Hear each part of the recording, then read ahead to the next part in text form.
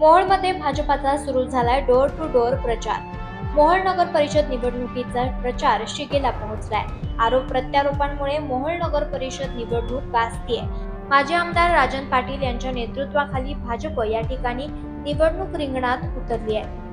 भाजपानं या ठिकाणी शीतल क्षीरसागर यांना नगराध्यक्ष पदासाठी उमेदवारी जाहीर केली आहे। मोठ्या सभा आणि रॅलीपेक्षा भाजप या ठिकाणी डोर टू डोर प्रचारावर भर देते। प्रत्येक वाड्या वस्त्यांवर जाऊन उमेदवार केंद्र आणि राज्य शासनाने केलेल्या कामाबद्दल माहिती सांगतायत। आता खरं तर भाजपनं प्रचारात आघाडी घेतलेली आहे। डोर टू डोर प्रचार करताय, सभा होत आहेत, रॅल्या होत आहेत। कशा पद्धतीनं प्रचार सुरू आहे भाजपचा आणि काय मुद्दे घेऊन लोकांसमोर जात आहे? केंद्रामध्ये या देशाचे नेते नरेंद्र मोदी यांच्या नेतृत्वाखाली सरकार चालू आहे। राज्यामध्ये देवाभाऊचं सरकार चालू आहे।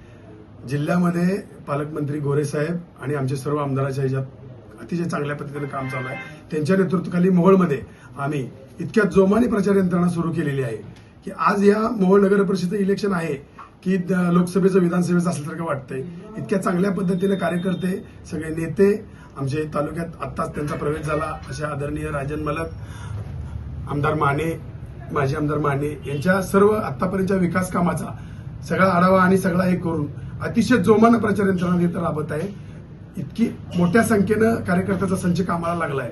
भूतोन भविष्य कधीही भाजपची इतकी मोठी यंत्रणा लागली नव्हती, ती यंत्रणा यावेळेस लागलेली आहे। खरं तर विरोधामध्ये मित्रपक्ष आहेत आणि मित्रपक्षानं साथ आहे। त्या याला एवढंच माझं सांगणं आहे की आम्ही सध्या राज्यामध्ये आणि केंद्रामध्ये मित्रपक्षाबरोबर सत्तेमध्ये आहोत। सध्या स्थानिक स्वराज्य संस्थेला वेगळं लढतोय, पण बाकीच्या उमेदवारांकडे कुठले मुद्दे नाहीत आणि नुकताच भारतीय जनता पार्टीमध्ये राजन मालकाचा प्रवेश झालाय आणि मालकाच्या पहिल्याच्या राजकारणाच्या काही पार्श्वभूमीच्या दाखले घेत इथले आमचे विरोधक सध्या त्याच्यावरती भाष्य करत आहेत। पण तसं काही नाही, सातत्यानं या ठिकाणी त्यांचा आमदार निवडून आलेला आहे, त्यांच्यावर जनतेचा विश्वास आहे। गुंडाराज असतं तर इथल्या लोकांनी त्यांना निवडूनच दिलं नसतं। त्यामुळे गुंडाराज हा फक्त आणि फक्त मुद्दे नसल्याचा प्रकार आहे विरोधकांचा। खरं तर आमच्या कुटुंबात आमचे वडील नागनाथ क्षीरसागर, माझे चुलते संजय क्षीरसागर, मी, माझा भाऊ, आम्ही गेली 30-35 वर्ष माझ्या वडिलांनी 3 विधानसभा, 2 लोकसभा, माझ्या चुलत्याने 1 विधानसभा, आम्ही सातत्याने संघर्ष करत आलेलो आहे। हा सर्व बेल्ट शुगर बेल्ट आहे।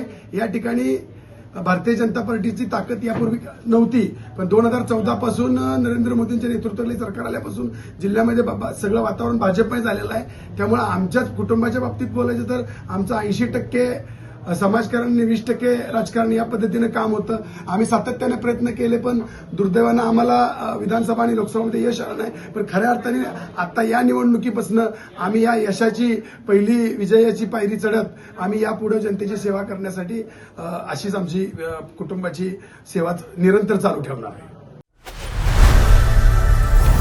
लोकनायक न्यूज